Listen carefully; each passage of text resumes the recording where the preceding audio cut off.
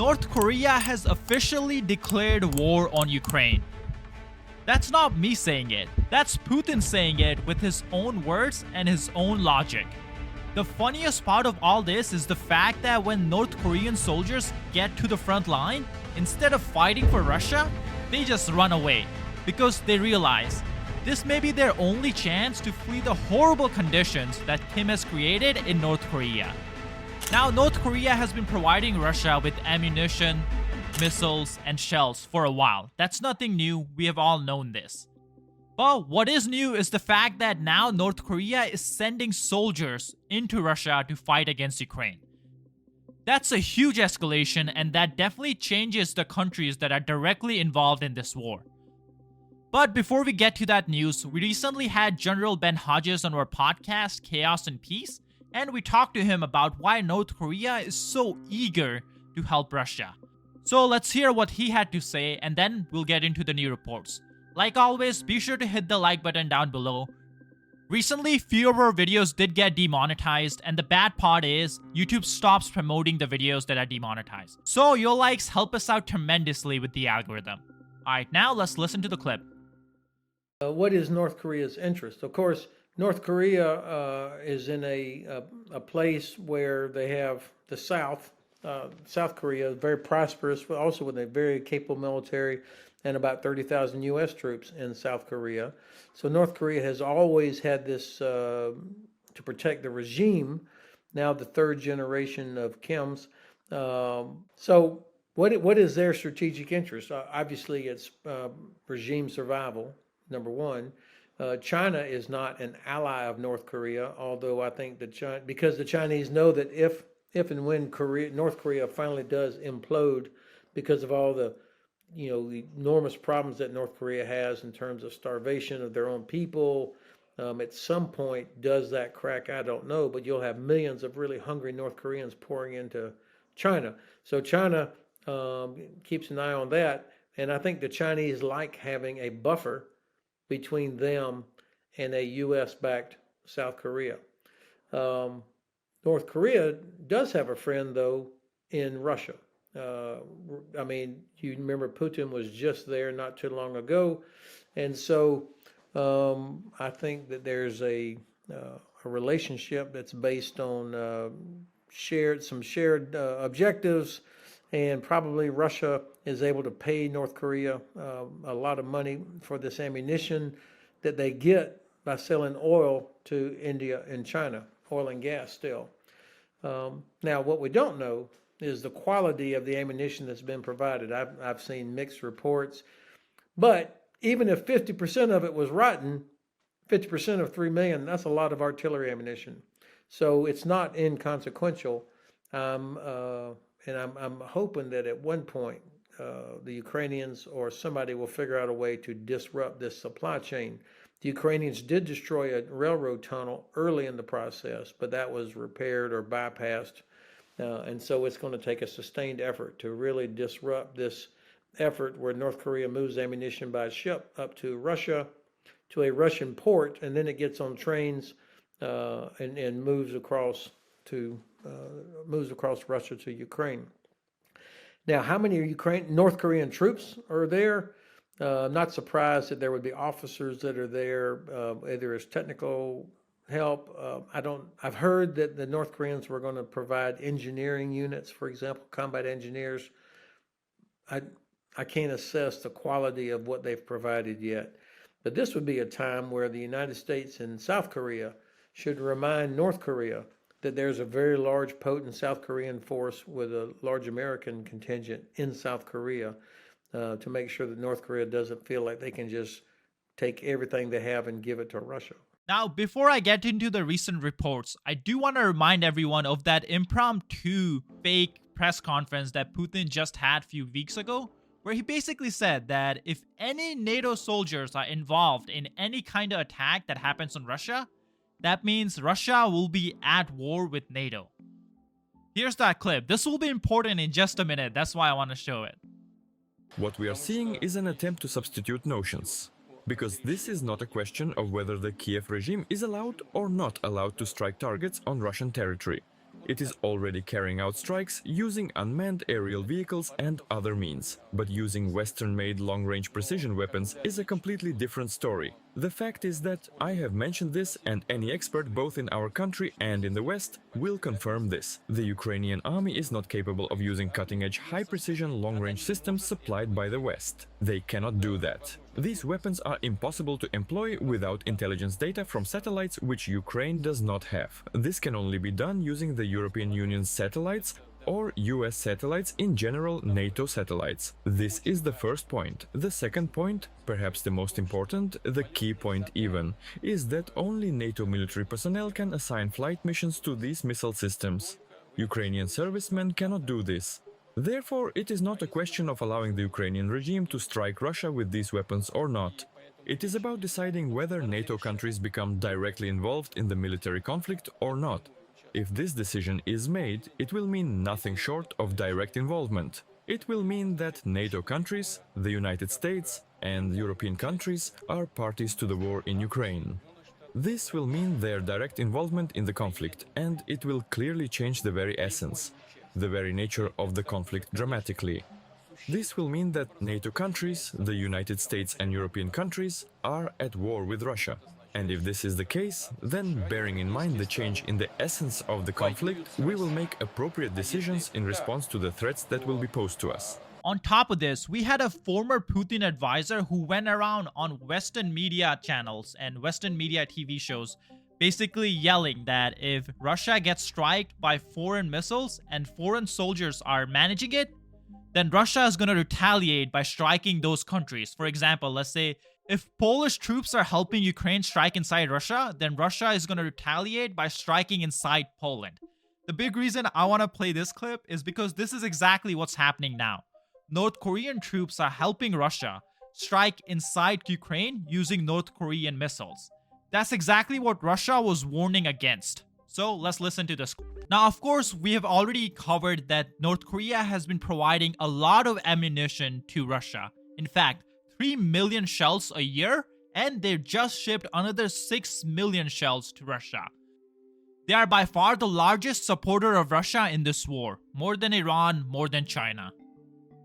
And now it's been confirmed that North Korean soldiers are in the front line with Russian soldiers. And on top of that, there are more North Korean troops in training to fight alongside the Russians in this upcoming winter. Now, this news kinda came out of nowhere. Of course, no one was really expecting this. It all started when the South Korean defense minister made a statement saying it's highly likely that North Korean officials have been deployed to fight alongside Russians. Then he goes on to add that many have actually died this week, and that's all he said. He didn't give any more detail, but this got the news cycle going. Basically, it got the people looking to see if there are North Koreans on the battlefield. Then we got the news just last week that there were at least 3 North Korean who died in a missile strike by Ukraine. They were operating in the occupied Donetsk area of Ukraine. Then we finally had the confirmation from Zelensky himself. He said, and I quote, "We see an increasing alliance between Russia and North Korea. It is no longer just about transferring weapons. It is actually about transfer of people from North Korea to occupiers' military forces. Obviously, in such circumstances, our relation with our partners need to be developed further. The front line needs more support." Now, we actually do have some specific information as to exactly what these North Korean troops are doing on the battlefield. But before we go into that, there's a funny report that many of their troops from North Korea actually just fled their position.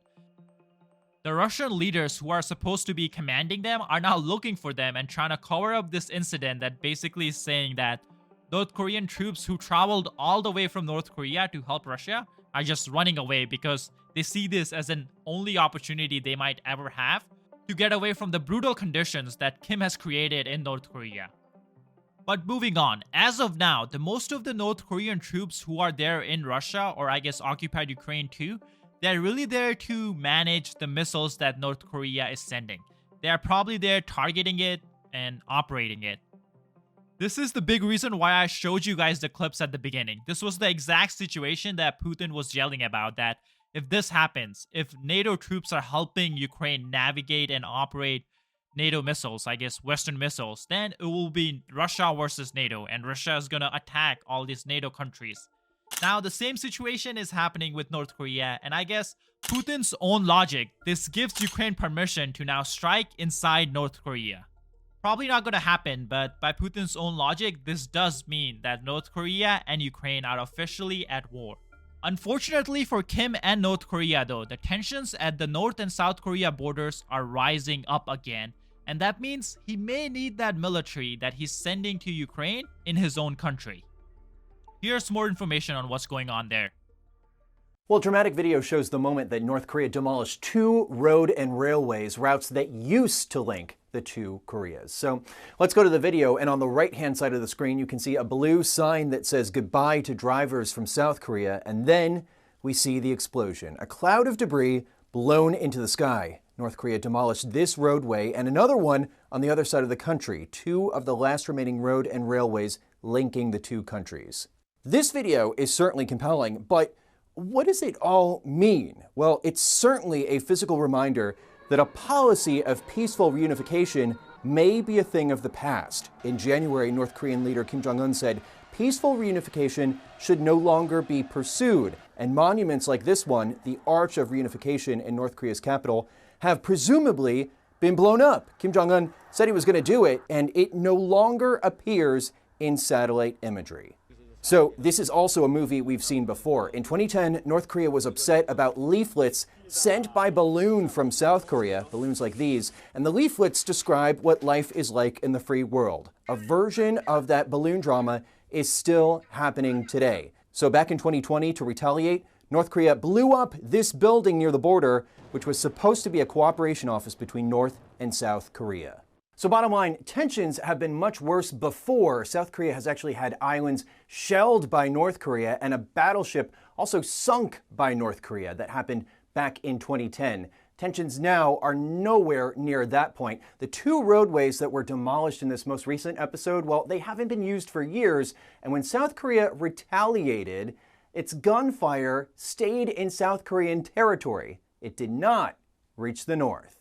Now, over the last 3 days, some of our videos have gotten demonetized because YouTube considers the content we cover to be sensitive and violent. Now, that's just the reality of the war, and of course it sucks that we are not able to monetize some of our videos, but what makes this situation even worse is the fact that when YouTube demonetizes a video, it basically stops promoting that video to you guys. That means if you haven't seen that news, you may never see it, even though you're subscribed to the channel.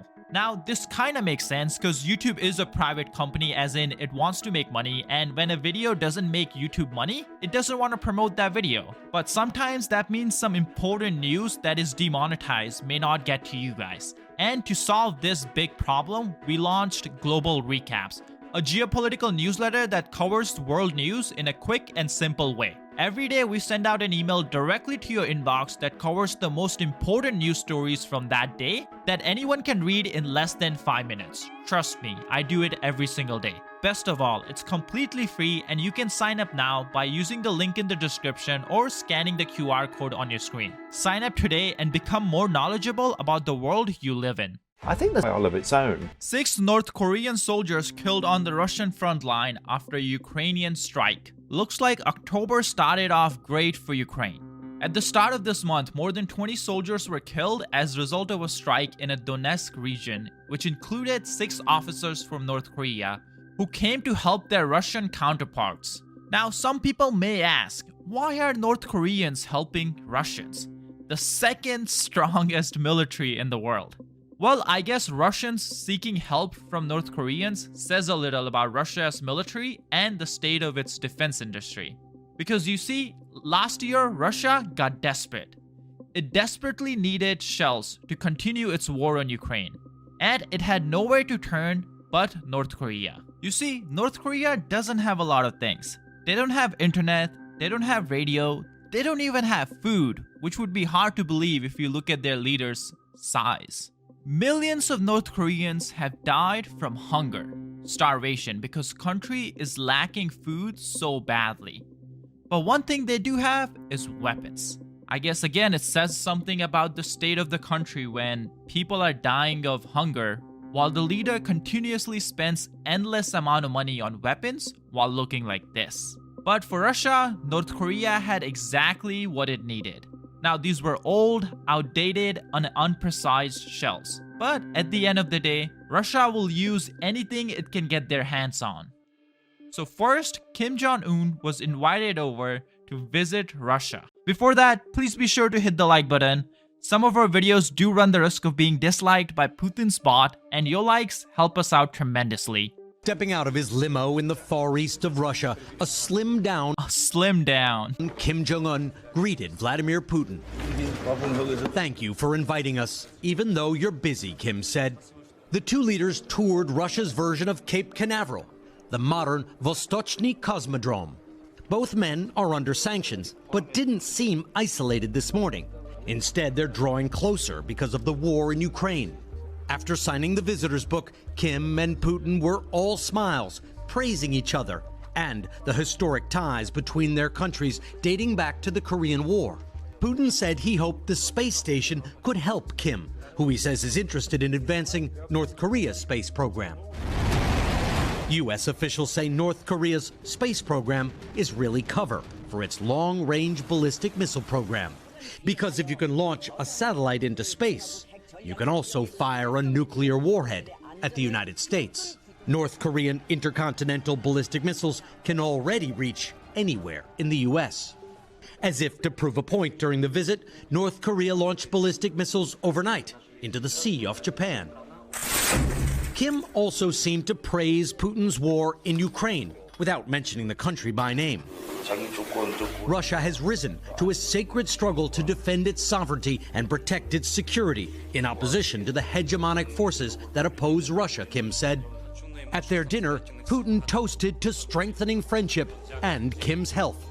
The deal between Putin and Kim is simple enough, according to U.S. officials. Putin is offering North Korea help with advanced technology and likely food in exchange for ammunition, the artillery and rockets that Putin needs to fend off the US-backed counteroffensive in Ukraine. Trading food for weapons. These are two of the greatest armies in the world, according to their leaders. Now, many of you might be wondering, how much can North Korea really help? How much can they really provide for a country like Russia? Well, turns out a lot. Half of Russia's shell used in Ukraine are supplied by North Korea. According to the report, around 3 million a year are shipped from Pyongyang to Moscow, though a large number are believed to be faulty. Despite this, the Times reports the sheer number of shells supplied played a crucial role in Russia's grinding advances in eastern Ukraine, most recently the capture of Vuhledar earlier this week. On top of that, in August, Yonhap reported that North Korea sent containers presumably to Russia that could contain as many as more than 6 million shells. In exchange for ammunition, Russia reportedly provided North Korea with technology to help it deploy spy satellites as well as tanks and aircrafts. On top of that, Putin had to visit North Korea himself. First visit since 2000. This is how it went. Tonight, two of America's fiercest adversaries together on North Korean soil. Vladimir Putin arriving in Pyongyang for the first time in nearly a quarter of a century, greeting the Russian president on the red carpet, Kim Jong-un, talking animatedly, each leader insisting the other enter the limousine first. But this is a relationship born out of need. Kim seeking help from Russia with nuclear and ballistic missile technology, and Putin increasingly relying on North Korea for hundreds of thousands of artillery rounds and missiles in his fight against Ukraine. Kim and Putin met once before, last year in Russia, but this North Korea trip, with hours of one-on-one meetings planned for Wednesday and the streets of Pyongyang lined with Putin's portrait, sends a strong signal to the West that the so-called axis of dictators is only growing stronger. While the U.S. says Putin's trip shows desperation in his fight against Ukraine, officials make no secret that Putin's public embrace of Kim is troubling.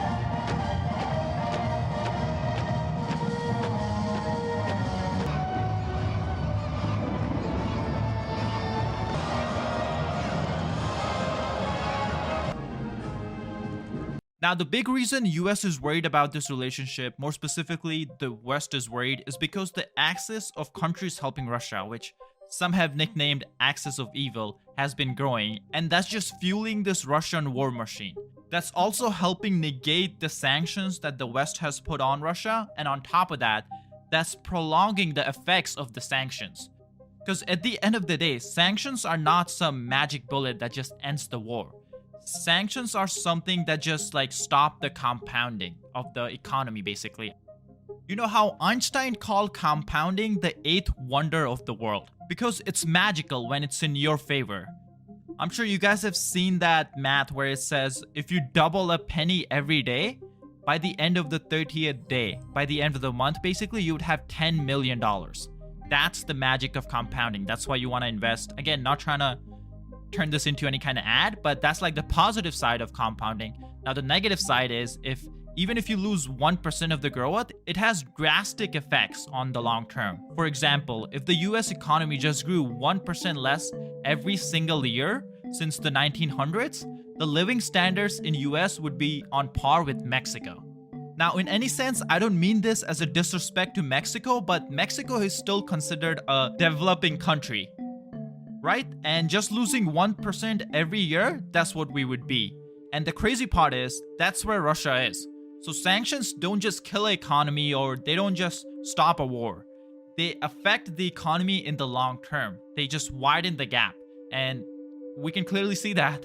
Russia, Soviet Union fell apart. US living standards were much higher than that of Russians. And that was one of the big reasons why Soviet Union fell apart. The people were struggling while the government was spending all this money on just keeping up with the nuclear race and the arms race with the US.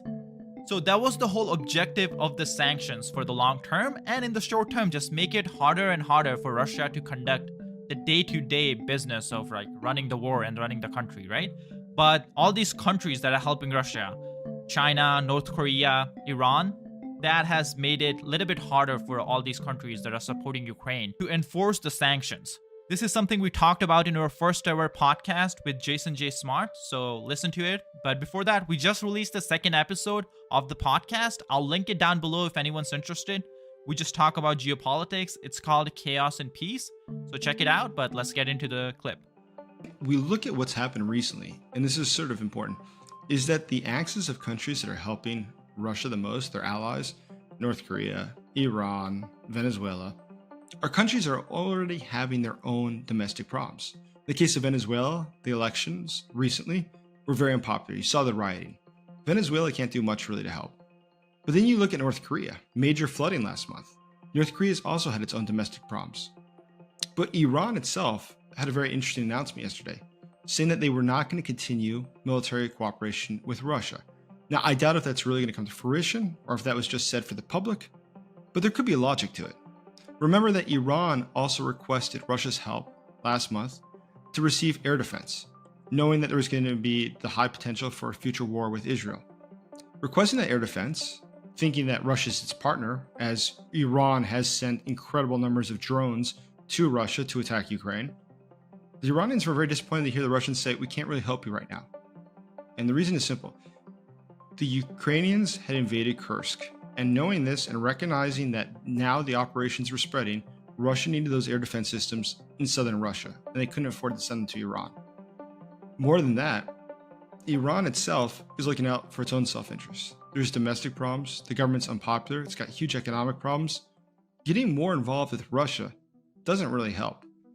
A smarter move is to protect their own interest first. And all of foreign politics, always, all of foreign policy comes down to domestic politics first. Leaders will always do what's in their country's interest first. Not what's right, not what's better, not what's more strategic, but ultimately, is this going to be good for my country? Doesn't really matter if it's good for your country or not, but first and foremost, is it good for my country? And so I think that the Iranian leadership is going to try to defend its own interest first, as do other dictatorships with whom the Putin regime cooperates. Now, another thing that might be surprising for a lot of people is how does North Korea have so much weapons, so much shells to provide Russia? Well, the economy is struggling, and big reason being is how much they spend on their arms industry.